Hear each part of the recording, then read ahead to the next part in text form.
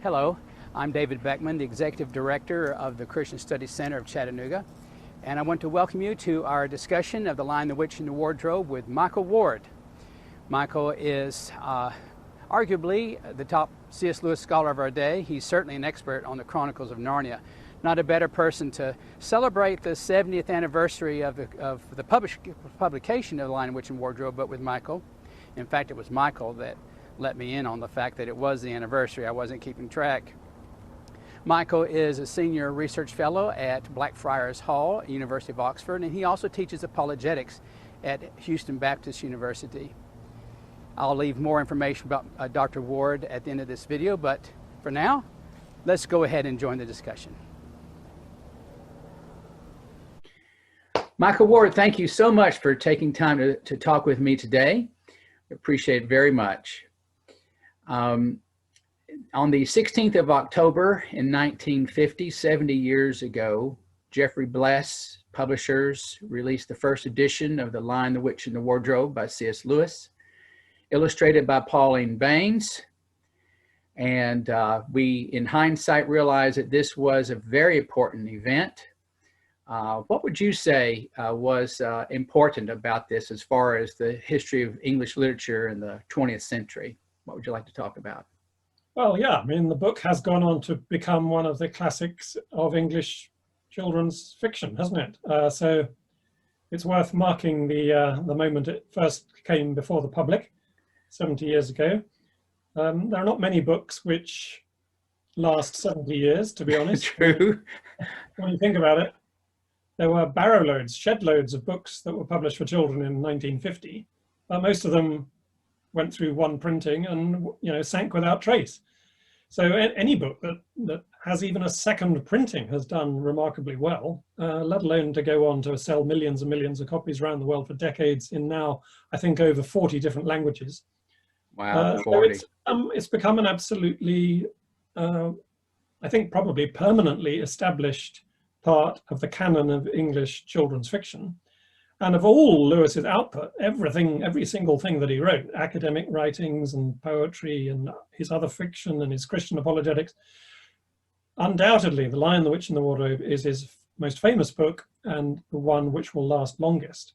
I'm sure people will still be reading it in 200 years' time. It's an absolute classic. Yeah, yeah. Well, let's talk for a few minutes about why Lewis wrote this book.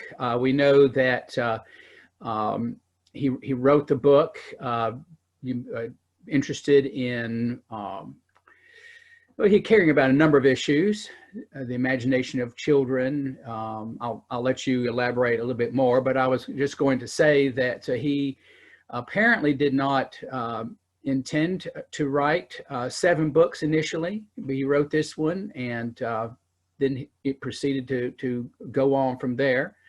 And that sort of plays into the whole argument about which book should you read first. Maybe we can talk about that also.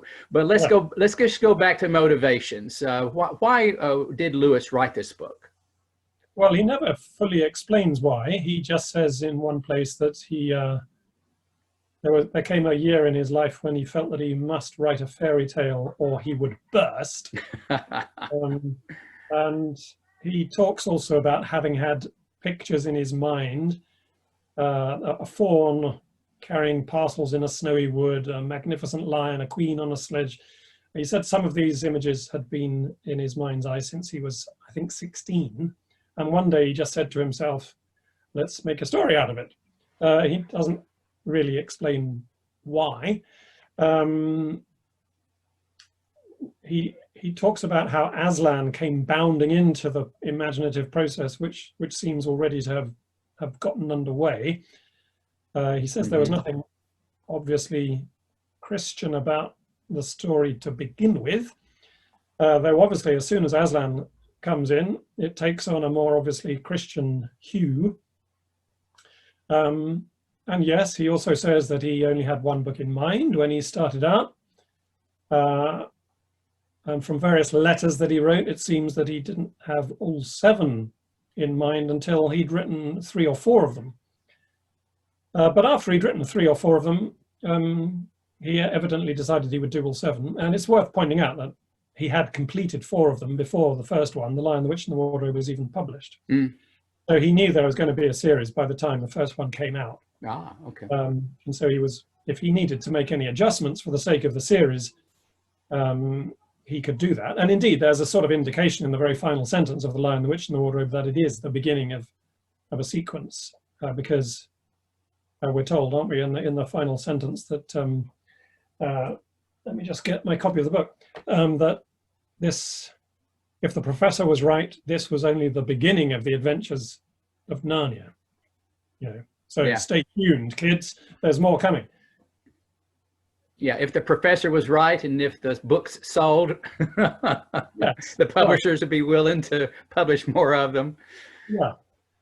Well, I mean, Lewis already had sufficient name recognition and sufficient cachet as a writer that he could be pretty sure that it was going to sell well enough for there to be at least a second book, Prince Caspian, The Return to Narnia. And I think it is quite important to get clear in our minds that The Lion, the Witch and the Wardrobe is the first of the sequence, and you should not start, under no circumstances should you, if you're a first-time reader of the series, under no circumstances should you start with The Magician's Nephew. Sure.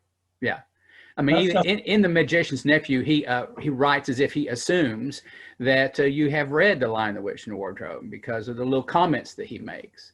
Exactly. And also with The Lion, the Witch, and the Wardrobe, he assumes that you do not know, for instance, who Aslan is, because when Aslan is first mentioned, we're told that the children knew no more about Aslan than you do, you the reader. Yes. Of course, if you've already read The Magician's Nephew, you do know who Aslan is. Right. It spoils it. Wasted it. Yeah. I'm really annoyed with publishers who stick a whacking great #1 on The Magician's Nephew, or put it first in a multi-volume book. Yes. It ruins certain effects. It does. It does. I'm afraid it does. Yeah. Well, be that as it may, I know there's a certain person that says it's his fault because publishers had asked him to his recommendation. But you know that the thing is, it is in a way it's C.S. Lewis's own fault, because he wrote a letter to a kid, a child had written to him suggesting it was best read in the chronological order, with Magician Nephew first, and Lewis wrote back to his child saying, yes, I agree with you, but you know, that was one of probably 30 letters Lewis wrote before breakfast that morning, and he didn't expect that it would be preserved and held up and used in evidence against him. Yes, used as evidence against him.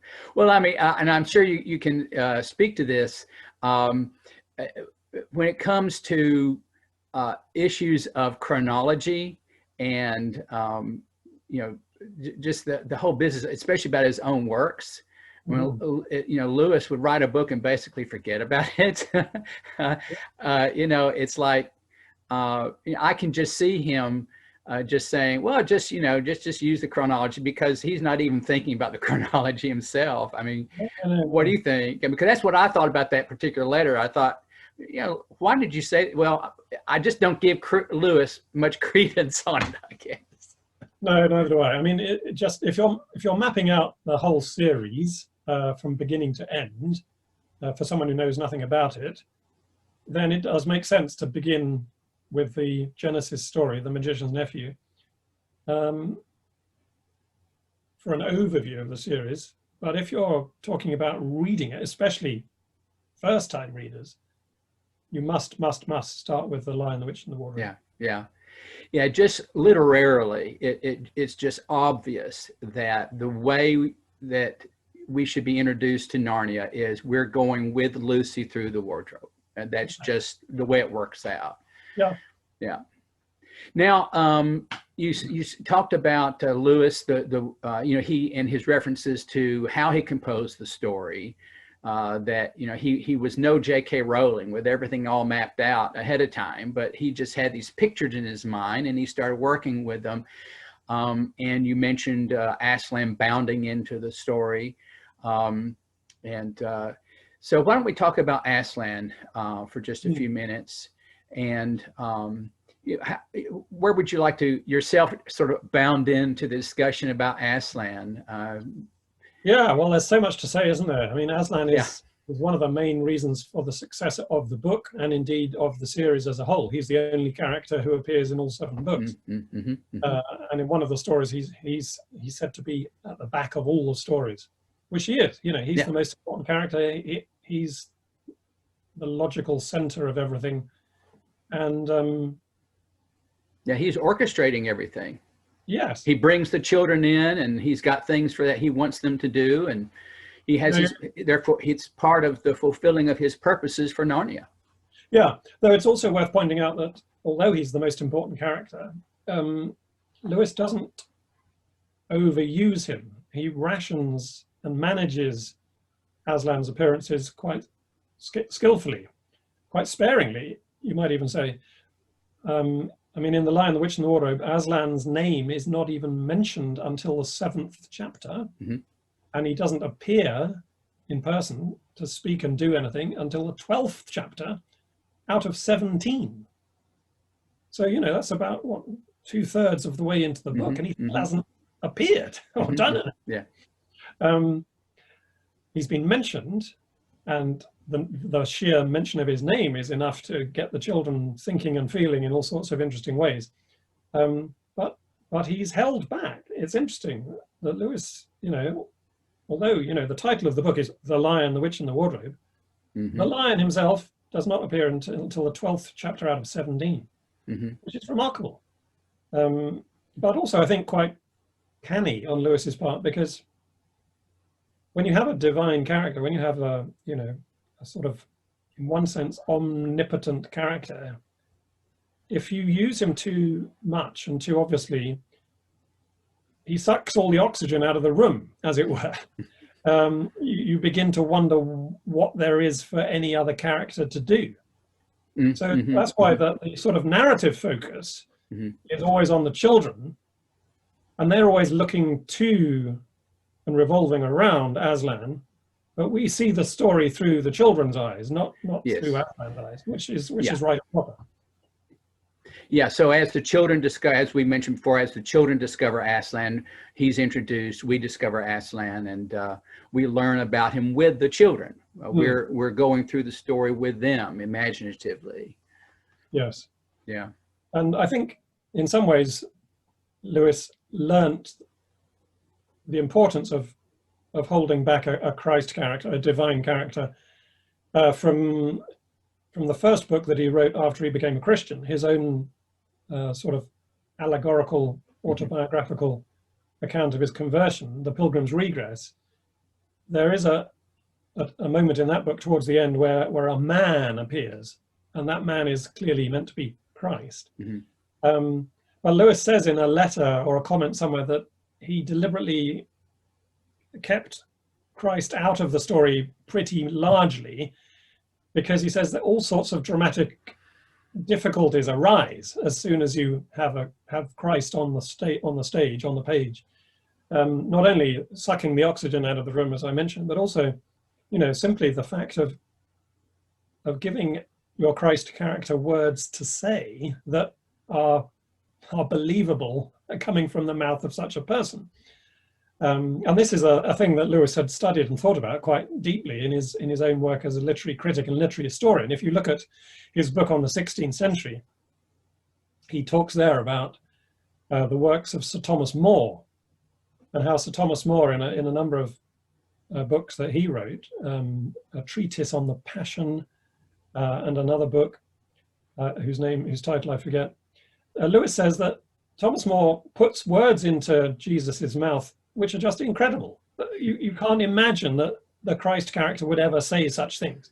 You know, long, convoluted sentences, sort of, and slightly almost irritated words, irritated sentences. I am, as I have divers times told you, the very bread of life. And Lewis points out how Sir Thomas More, Saint Thomas More, as he has become, although he is, you know, remarkably sensitive to the meaning of the dominical utterances, you know, the words of Jesus in the Bible, he was nonetheless very deaf to their tone and couldn't recreate it in his own imagination. Yeah. There are examples Lewis points out of where it is done successfully, and he mentions the Imitation of Christ by Thomas à Kempis. He says all sorts of words are given to Jesus in that book, which work and sound believable. So he'd spent quite a lot of intellectual effort thinking about how you make a Jesus character credible as a dramatic creation. And when you look at Aslan, he really succeeds. I mean, Aslan is just a brilliantly successful literary creation. He works. You love him, which is the absolutely central point, of course. Yeah. But you also believe in the variety of his operations, so that he can be stroked, and we're told about his lovely golden fur and his mane that the children bury their faces in, and he's got beautiful eyes and can weep precious tears. And you can romp with him, you can dance with him. But the children say in The Lion, the Witch and the Wardrobe that whether it was more like playing with a thunderstorm or playing with a kitten, they could never work out. Yeah. And that's just genius. It is genius, it is. Yeah. The words kitten and thunderstorm apply to the same character and to be equally believable. Because of course he is, he's thunderous as well. He's a lion. He's not a tame lion. He's got claws. Yeah. Which would be terrible if he didn't know how to velvet them, we're told. Yeah. He's got a roar that can bend the trees. Mm-hmm. Mm-hmm. And he's got a kind of solidity and majesty about him, which means that the children know they aren't to mess with him. And he just looks them in the eyes sometimes, and they sort of quail and they have to tell him the truth. So to have all that going on in one character, and for it to be credible, for Aslan not to come over as sort of schizophrenic is a real achievement. And I think the main reason it works is, of course, the beautifully simple and obvious reason that Aslan is a lion. Mm-hmm, mm-hmm, mm-hmm. I mean, he didn't have to be a lion. No, he didn't. But that was part of the genius of the whole idea, of supposition, which we could talk about for just a minute, of how if the Son of God were to appear in a world like Narnia, how would he appear? Yes. And since he's the king of the beasts is the lion, that's just sort of an image that we have as Westerners, and so it was the natural thing to do. Well, yes, and it works so well. It does work. So, as you say, it's the natural choice to make as soon as he is the king. But, Lewis had to decide that he was going to be the king. Yes, right. He didn't have to be presented in monarchical terms. There are plenty of examples of Christ being figured under different forms. Mm-hmm. We have Christ the tiger in T.S. Eliot's poem Geronimo, where the tigerishness of the Christ character is deliberately there to suggest the ferocity and the mm-hmm. impending judgment, mm-hmm. the fearful judgment, the day of wrath mm-hmm. that is approaching. And that's suitable for a tiger to represent. And in mythology, Christ is sometimes depicted as a unicorn. Yeah. There's the albatross, isn't there? Somewhere? Yeah. Well, in The Rime of the Ancient Mariner by Coleridge, of course, yeah. The albatross is a Christ character. And indeed, Lewis is glancing at that in The Voyage of the Dawn Treader. Yes, yes. When Aslan himself takes on the form of an albatross.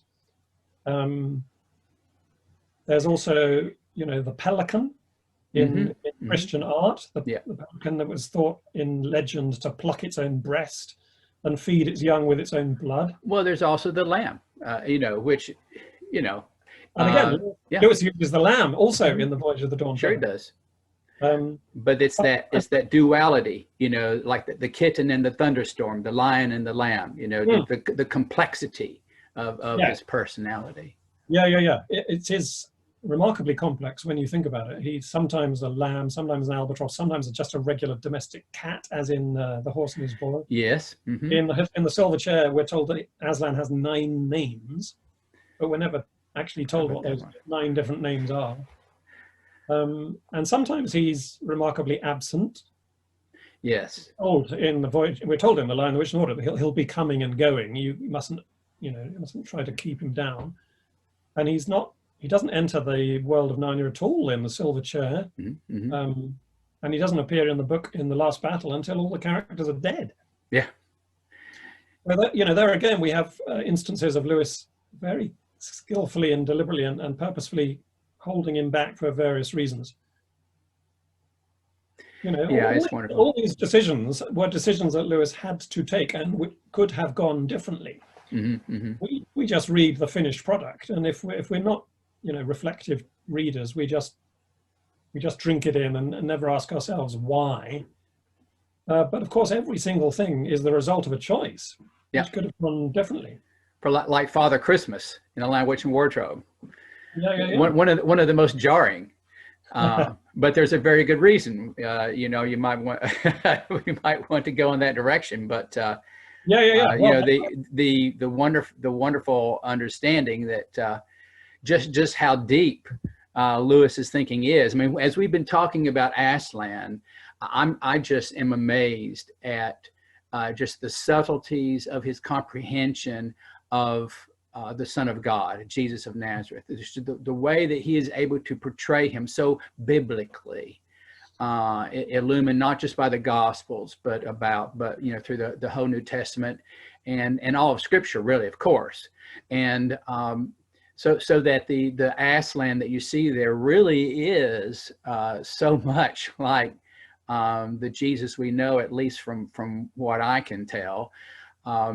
But then there's also other layers that are dictating things, which you might want to just briefly touch on, especially with The Lion, the Witch, and the Wardrobe being the first one, and how it was.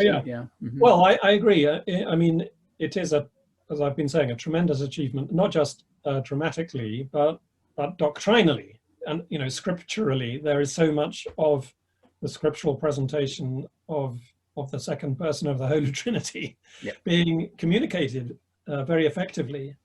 However, if we were to be critical, there is one thing that Lewis does not include, which really you might in some ways say ought to be there. He says that Aslan provides the imaginary answer to the question, if there were a world like Narnia and the Son of God became incarnate there, as he has really become incarnate in our world, what would it be like? So he uses that word incarnate for what Aslan is going to do and be in Narnia. But it's interesting that Aslan doesn't actually take flesh of a virgin in Narnia as he does in this world. And so that's a big difference. Aslan, when he is incarnate, so to speak, when he arrives in Narnia in The Lion, the Witch, and the Wardrobe, he's not born to a lioness. We're just told Aslan has landed. Yeah, he just shows up. As if he's a parachutist dropping in, or, a sailor docking in a harbor or something. And if you wanted to be, critical, you would really need to say that is a doctrinal omission. And if you're not careful, that leads on to a kind of heretical understanding of Jesus, that he's not really flesh of our flesh and bone of our bones, which is an important doctrinal point. That it is, as the Church Father said, that Christ could not heal that which he could not assume, and by assuming a human nature, he was able to heal us from our sins. But if the bridge hadn't joined the humanity side of the gulf, but was only connected to the divine side of the gulf, then we would never have had access to the Father. So there must be a humanity to Jesus. And there ought really to be a leonine origin to Aslan, but we're never told that there is. And so if you want to be, if you want to find fault, there's a fault to find. Yeah. But I don't want to press. I think there's only so much that a fairy tale can achieve. Well, yes. I mean, you have your literary restrictions, of your trying, the story you're trying to tell. I found it interesting that there are other lions in Narnia. There's the one that had been turned to stone in the witch's castle that's freed, and and that line recognizes Aslan as, he's one, he's another one of us, another lion. Aslans. Yeah. So Lewis makes as much of an effort as he can to go in that direction. Yeah. Without, I mean, it would complicate matters significantly if there was a Mary figure. She would have to have her own backstory. Yeah, she would have to have her own narrative arc, and there would really have to be some sort of equivalent of the Annunciation. The angel coming to Mary. You'd almost have to have just another volume that just told the backstory. You would, because I mean, it's interesting.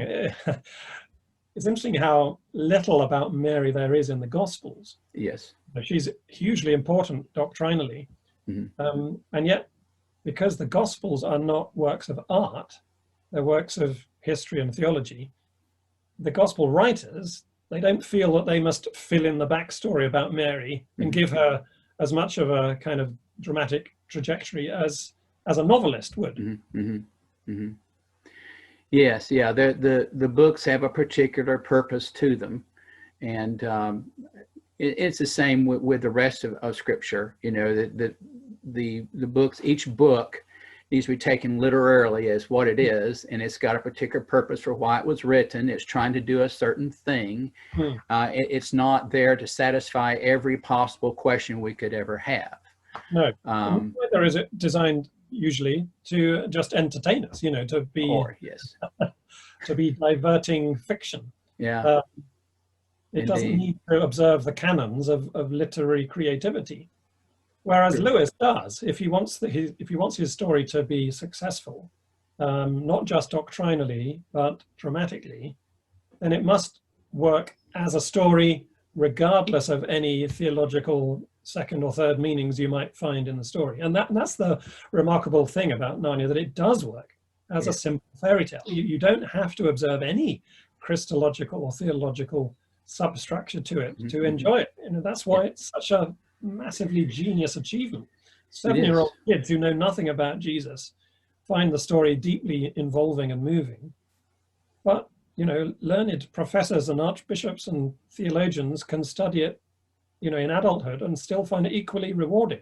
Mm-hmm. Mm-hmm. That's a part of the genius of Lewis, is he not only knew that genre and was well read in it, but he had the talent to be able to create within that genre a real masterpiece. That he had that extra talent. He wasn't just an academic. He really was a storyteller. Yeah. And very good at it. And he just had that that capacity to understand, as you mentioned earlier in his literary criticism, to be able to see, how stories were done well or not done well, and be able to say, all right, I need to do this or I need to do that. But just being able to present it in such a way that the final product is just so beautiful and inspiring. And it's a reflection of his own soul, Yes, his own soul, and also his own scholarship, and his own experience as a writer. He was at the height of his powers when he wrote The Lion Witch. He already had about 20 years of success as a writer, including other examples of fiction. So he knew what he was about, and I often mention this to young would-be writers who want to imitate C.S. Lewis or Tolkien, and I say, well, remember, they didn't really achieve success until they were in their 50s. Yes. Real success. I mean, they had books published, but they didn't write their masterpieces until they were in their 50s. Or was Tolkien even in his 60s when Lord of the Rings came out? I don't remember. The point is that it's not enough just to want to be edifying and to share your love for the Lord if you're wanting to write stories. You must also just know how to write stories. You must know how they're structured and how they work imaginatively. Yeah. And that brings me on to your other point about, what may also have motivated Lewis in writing this book, because Father Christmas is an interesting example of what some people regard as a problem to that first story. That what does Father Christmas represent to the Narnians who know about him? You know, he turns up in Narnia and everybody seems to know that he's called Father Christmas, but nobody in Narnia shows any understanding of what Christmas means as a word or as a thing. There is no celebration of Christmas. There is no reference to Christ. So what do they mean by Father Christmas? And, you know, lots of scholars and critics, and indeed friends of C.S. Lewis, pointed this out to him. Roger Lancelyn Green, who related quite closely to Lewis as he was writing these books, he advised Lewis to leave out Father Christmas. He said he doesn't really belong there. So the fact that Lewis retained Father Christmas, even over against Roger Lancelyn Green's objections, shows that Lewis must have had a very particular reason for wanting to include him. Right. And he had to have seen that there is a bit of a problem here. Yeah, there is a bit of a problem if you're thinking very strictly logic. Consistently, yeah. But I think the point of the inclusion of Father Christmas is that although he might not belong there in strict logic, he does belong there emotionally and symbolically. Yes. And tonally and qualitatively. And this is where, if you don't mind, I'll talk briefly about my own approach to Narnia and my book, Planet Narnia. Yeah. Because I think that thank you, underlying all of what we've been talking about, you know, the simple fairy tale and the obvious parallels with the gospel, that there's a third substructure to the genius of The Lion, the Witch and the Wardrobe, and that has to do with Lewis's own immersion in the symbolism of the seven heavens, the seven planets that he writes about so extensively in his other works. He wrote a long, complex poem about the planets. He uses them a lot in the Ransom trilogy. He talks about them academically in The Discarded Image. The planets are all over his writings, and indeed in one place he says that they were permanent symbols of, he says they were spiritual symbols of permanent value that were especially worthwhile in his own generation. Of Saturn we know more than enough, but who does not need to be reminded of Jupiter? Yeah. And so Jupiter, the jovial symbol for Lewis, was an absolutely crucial spiritual symbol of one particular aspect of Christ, of God. Yep. That is to say, of his kingship, because Jupiter was above all things the king, but a particular kind of king who was not just, you know, rich and powerful, but had a kind of magnanimity and majesty about him. He had a kind of tragic splendor. He was prosperous, and halcyon days would come when this Jupiter influence was being felt. He was festive and jocund and royal in the richest and most splendid sense of that term. So I think that underlying The Lion, the Witch and the Wardrobe is this jovial archetype. Jupiter brought about winter past and guilt forgiven, Lewis says in his poem about Jupiter. And there you have, in the right in the middle of The Lion, the Witch and the Wardrobe, the passing of winter and the forgiving of guilt, the forgiving of Edmund's treachery. You have the kingship theme. The children become kings and queens. That's sort of prefigured as soon as they go into the wardrobe, when they put on the fur coats, and we're told that they all look like kings and queens. They all felt more like, how's it go? They felt like more like royal robes than coats when they put them on. Royal robes. Yeah. That's an indication that the children are themselves going to become kings and queens. They're going to participate in Aslan's kingship. And the more you look into how Lewis understood the jovial symbol, and then refer back to The Lion, the Witch and the Wardrobe, the more it comes into focus, including Father Christmas. Yes. Father Christmas, with his red robe, it was red as holly berries, his festive, gift-giving, jocular personality is the nearest thing that we have in the, well, in Lewis's saturnine 20th century to the jovial archetype, to this Jupiter symbol. Mm-hmm. Yeah, he's That's great. one way in which he persists into the modern imagination. Mm-hmm. And that's why Lewis includes it, that Mm-hmm. he sort of crystallizes that aspect of the story. Yeah, that's terrific. And once you understand that he's trying to what? Well, yeah, it's just that subliminal sort of effect, that intuitive effect of the story that has the jovial element in it. That he's trying to do this as part of the imaginative experience in the story. Father Christmas is perfect. He just fits in. The cherry on the cake. He's Right. that little red blob of cherry. Yo ho ho. That's great. So well, listen, Michael, I think we're getting pretty close to running out of time here. Is there anything else you want to contribute as we celebrate the 70th anniversary of The Lion, the Witch, and the Wardrobe? Well, yeah, I'm just going to quote you one thing. Okay. By the way, Michael is coming out with an article about this in October. Where will the article be published again, Michael? It will appear in the Catholic Herald, which is a monthly magazine published both in the UK and now the US. And many of its articles are available free online.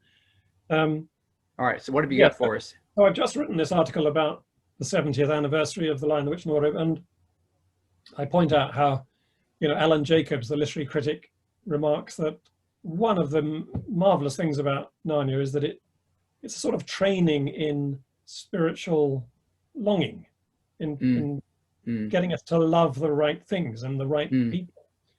Aslan above all. That's Alan Jacobs's observation in the Cambridge Companion to C.S. Lewis. But a powerful instance of that actually happening and being written about is in this book, The Child That Books Built, by Francis Spufford, where he talks about his childhood reading and how he loved Narnia above all books. He says they were the essence of book to him. They were the sort of platonic ideal of books. And he only read other books, he said, because he couldn't always be rereading Narnia. Anyway, he says this at the end of this chapter, and I'll close with this. He says, I had a poster map of Narnia by Pauline Baynes up on the wall on the upstairs landing at home. In the top right-hand corner, Pauline Baynes had painted Aslan's golden face in a rosette of mane. Once, when no one was around, I crept onto the landing and kissed Aslan's nose in experimental adoration, and then fled, quivering with excited shame, because I'd brought something into the real world from story's realm of infinite deniability. Isn't that That's great? Yeah, that's splendid. That's splendid. And that happens. Yeah. Yeah. Michael Ward, thank you so much again for talking with me. Enjoyed it. And God bless you. And we'll just continue to rejoice in the Chronicles of Narnia. Indeed. Okay. All right. Bye-bye.